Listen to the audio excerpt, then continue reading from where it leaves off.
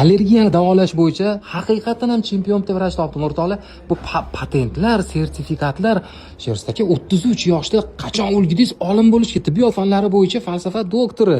Voy, O'rta Osiyoda 3 ta vrach bor ekan. Bitta muolajani qiladigan bronxial astma bo'yicha mana bu yerda qanaqadir muolaja qilinar ekan. Shundan 3 ta vrachdan bittasi mana shu Sherzod akam ekan. Aka, bular nima? Qachon o'lgidingiz bularni olishga aka?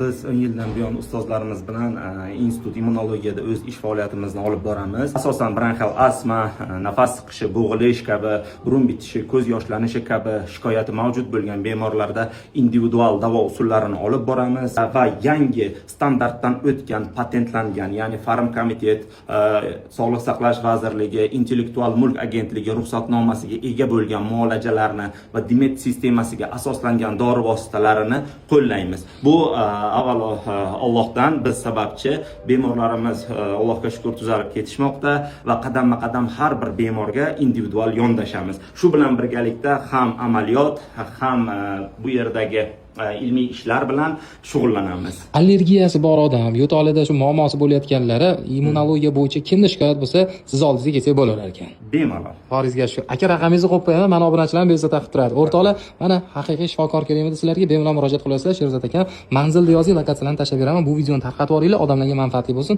Shunaqangi akam borligini hamma bilsin o'rtoqlar.